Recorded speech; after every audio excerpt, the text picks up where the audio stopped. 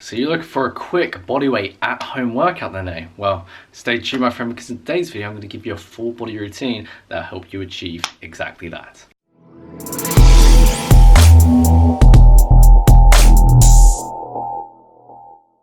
Crew members, welcome back to the channel, my friends. How you doing today? If this is your first time here on the channel, then make sure you subscribe to the channel and turn on post notifications, because if you're new to bodyweight training calisthenics, then this is your home of bodyweight strength training. So make sure you hit that button and turn on that bell so you don't miss a single video. The structure of this workout is pretty simple. We're going to do 2 exercises paired together, which is more focused on the upper body, 2 exercises after that, which will focus more on the lower body, and then 2 exercises that focus more on the core, as well as, core and shoulder stability, all that good stuff. So without further ado, let's just get straight into the good stuff. So when starting out with calisthenics and bodyweight training, obviously we want to start with the hardest exercises first. And of course, for all of us, me in particular, when I started bodyweight training, was chin-ups, right? And so obviously I don't need to explain too much of the whole concept, because I've explained the chin-ups several times on this YouTube channel. And in fact, I'll link to a full playlist on how to become a pull-up king,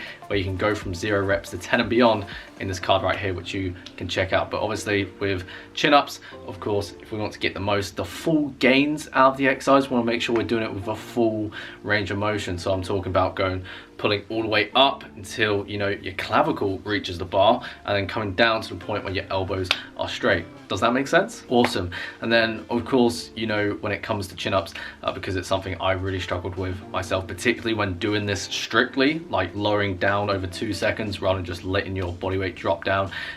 If this is too hard, you can simply use assistance. That can be with rings, or one method that I used when I was working out at home in my kitchen, right? I simply put my feet up on a chair and started doing assisted chin-ups by the door pull-up bar. After chin-ups, we're going to pair this with an exercise known as the push-up to downward dog. And so what we're going to do here is we're going to do this like a regular push-up, but we're going to extend this to the point where we're also going to increase scapular and shoulder stability. So we're also going to strengthen the shoulders and some of the muscles in the back as well, to a larger extent as well. So what we're going to do with the push-up is we're going to lower down while keeping our elbows tucked in.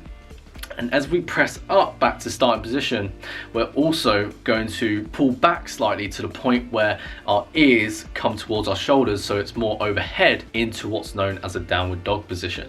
And from here, we're going to hold at the top for a second or 2, lower down with control, and then repeat for repetitions. Again, if you're watching this video and you think like, what on earth are these 4 digits by each exercise, Jake?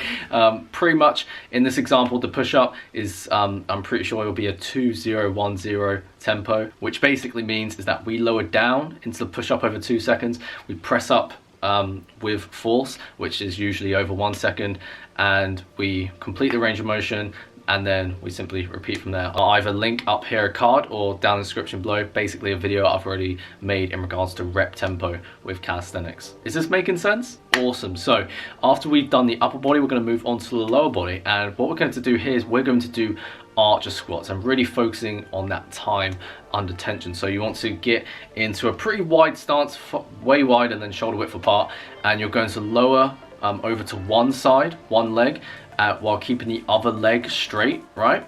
Over 3 seconds. And then once we've done that, we're going to pause at the bottom, and after that we're going to press up with force and repeat the same on the other side, right? Really focus on keeping those knees shoved outward to force that external rotation so that the knees don't cave in and put the knees in an unhealthy position. To make this exercise harder, whether you have weights about, and then to make it easier, what you can do is that instead of having your opposing leg straight, you can do this with both legs slightly bent. This is known as the side-to-side squat, which is also something that's covered on this YouTube channel. Just type in JG Calisthenics Archer Squats and it will come up for you. And then paired with the archer squat, we're going to do the tabletop bridge hold.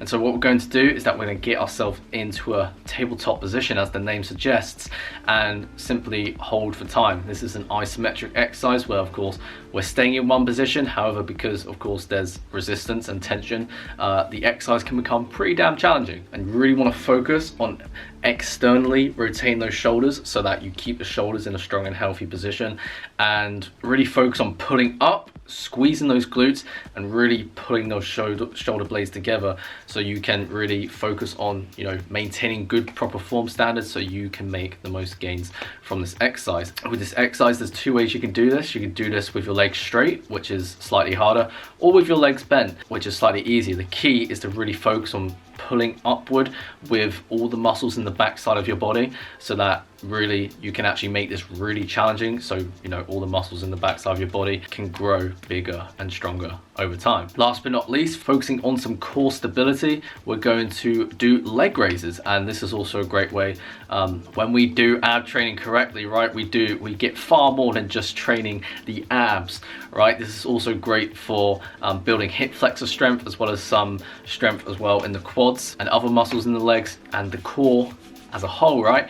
And pretty much we're going to lie on the ground, and as you pull up, really drive those legs up to complete the full range of motion, and lower downward control over 3 seconds. And then of course, in order to get the best out of your ab training, like any other exercise, focus on getting stronger each and every workout, because that's how you're going to see the results in your midsection that you desire, right? And after leg raises, we're going to rest for a short period of time and finish the workout up with back extensions, which again is a great exercise which you can use to strengthen the muscles in your back, as well as the lower back in particular.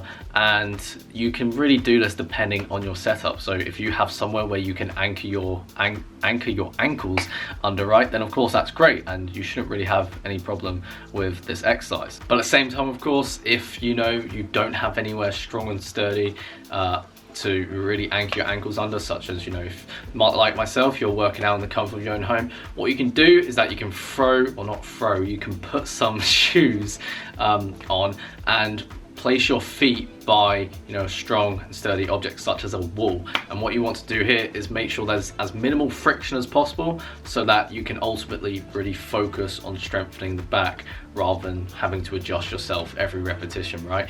And so from here, what we do is that we're starting out with our, you know, our belly and our chest on the ground. We're going to raise our back up so that there's a slight arch in our back, and really squeeze and pause the muscles in the mid back for a second or two.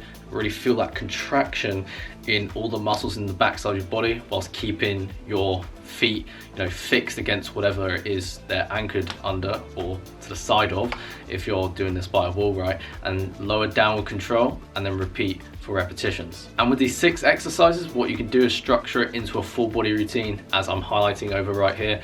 You know, the sets, the reps, the rest tempo, how again you can structure it optimally. You could do this 3 times a week on non-consecutive days, whether it's just the same workout over and over again, or you can pair this with 1 or even 2 of, you know, the full body beginner calisthenics routines that I've already made on this YouTube channel, which you can check out as well. Or of course, you know, some of the workouts I also share in my free beginner calisthenics program, which is a free guide that you can download over at my website. All you simply have to do is go to my website, which is linked down in the description below, and simply just put in your first name, your email address, and I will directly send you your free copy straight to your email inbox. So does that sound fair enough? Awesome. So again, you can do that after watching this video. And with that said, if you enjoyed watching this video and you enjoyed watching every single minute, every single second of this video, make sure to give this video a thumbs up and comment down below that this video came in good hands to you. Again, thank you so much for taking the time to watch this video, my friend. And as a crew member of the Gain Straight Express, keep moving forward.